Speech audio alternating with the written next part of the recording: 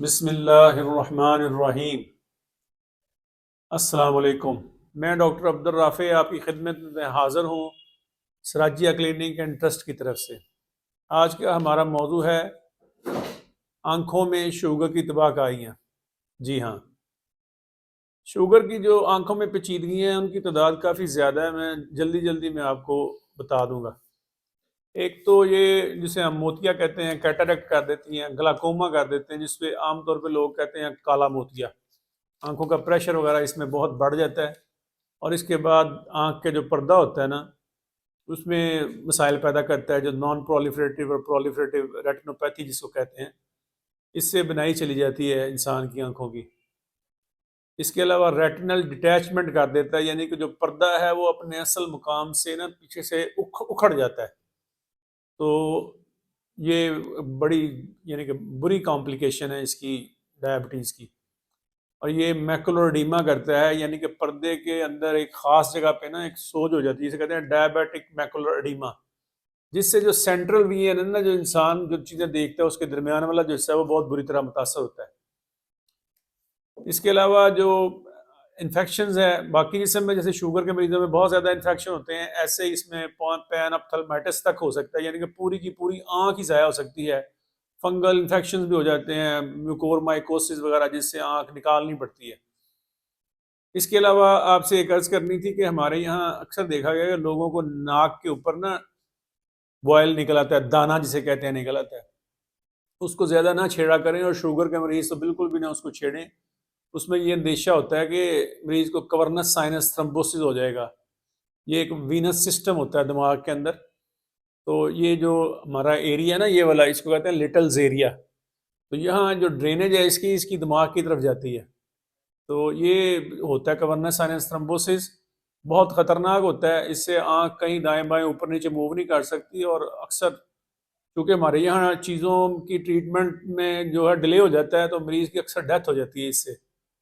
तो ये है कि जो इधर नाक पे इधर या इस एरिया में यहाँ तक कोई दाना वगैरह निकल आए ना, तो उसको छेड़छाड़ ना करें। बल्कि अगर आपको शुगर है तो शुगर कंट्रोल करें, साथ ब्लड प्रेशर कंट्रोल करें, कोलेस्ट्रॉल को ठीक करें, स्मोकिंग बंद करें, और फ़ौरन डॉक्टर से मशवरा करना चाहिए।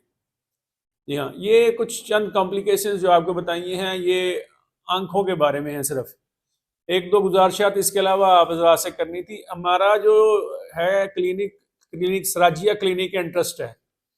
हरगिज़ ये ना समझें कि अल्लाह माफ़ करे हम आपसे कोई उम्मीद लगा के बैठे हुए हैं, ट्रस्ट है तो शायद हमको आपसे कोई रिक्वेस्ट करेंगे कि आप कोई फंड्स वगैरह दें।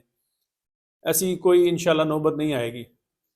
दूसरी आपसे ये गुजारिश करनी थी, ऐसे तमाम मरीज़ जिनको खांसी करते हुए 3 हफ्ते या 21 दिन हो चुके हैं, तो वो अपना सीने का एक्सरा ज़रूर करवा लें। डॉक्टर हज़रात भी 21 दिन से ज़्यादा इंतज़ार ना किया करें एक्सरा करवाने के लिए।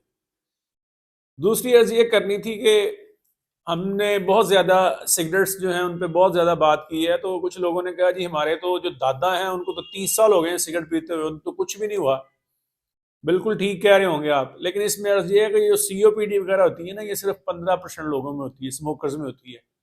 लेकिन लंग कैंसर जो है उसमें ये देखा गया कि 90% लोग स्मोकर ही होते हैं, और बाकी जो कॉम्प्लिकेशंस हैं वो एस्टेब्लिश्ड फैक्ट्स हैं, डिस्क्राइब्ड एंड डिफाइंड, यानी कि ऐसी चीज़ें जिनकी बहुत तफसील से दुनिया में टेस्ट कर लिया गया है। ये सिगरेट तो सात तंबाकू तो 7,000 साल से इस्तेमाल हो रहा है, लेकिन सिगरेट जो है ये 300 साल पहले या 1400 हिजरी में, यानी कि आज से आप समझ लें कोई 600 साल पहले, ये 1950 में ये दोबारा जो सिगरेटों पे रिसर्च वगैरह आई है, स्पेन में बनाए थे सबसे पहले जो पेपर के सिगरेट थे ना, स्पेन वालों ने बनाए थे। तो इस पे जो रिसर्च आई है उसको 1950 के बाद आई है, वरना पहले तो बहुत ज्यादा इसको सोशल एक बहुत बड़ी चीज समझा जाता था, और ये वो, और लोग बड़ी ये वो समझ के सिगरेट पीते थे। अभी कुछ 20-30 साल पहले भी पाकिस्तान में ये आलम था। लेकिन ये सिगरेट जो है ये पूरी दुनिया में एस्टेब्लिश फैक्ट है कि ये इंतहाई खतरनाक है। चाहे हमारे दादा को कुछ नहीं हुआ, लेकिन इसमें कोई शक नहीं कि ये इंतहाई खतरनाक चीज़ है। ऐसे कुछ बीमारियां होती हैं खुद ही ठीक होने वाली चीज़। लकवा के मरीज जो है 80% खुद ही ठीक हो जाते हैं, चाहे वो जंगल में बैठे हुए हैं। लेकिन ये नहीं पता होता कि इसने ठीक होना है, किसने नहीं ठीक होना है। इसलिए आपको ट्रीटमेंट लेनी चाहिए। लकवा की बर वक्त ट्रीटमेंट लेने से 100% मरीज ठीक हो जाते हैं। तीसरी अर्ज आपसे छोटी सी ये करनी थी कि जब आप डॉक्टर के पास जाएं तो डॉक्टर के सवालात के ठीक से जवाब दिया करें। जैसे मेरी डॉक्टर ने पूछा बुखार कितने दिन से है, तो उसको बता दें 5 दिन से है, 8 दिन से है या 2 माह से है। ये ना बताएं उसको कि जब मेरा फलां हुआ था, जब मैं शादी पे गया था तो फिर हुआ था बुखार, इस तरह उनको पता नहीं चलेगा। आप जो मालूमात अपने डॉक्टर को देंगे उसी से डॉक्टर को सही तशखीस में मदद मिलेगी। अगर आप खुद ही डॉक्टर को गलत बातें बताएंगे तो डॉक्टर को भी समझ आने में मुश्किल होगी कि आपका असल मसला क्या है। ये थी आपकी गुजारिशात। अल्लाह ताला आपको जज़ाए खैर दे। अस्सलाम वालेकुम।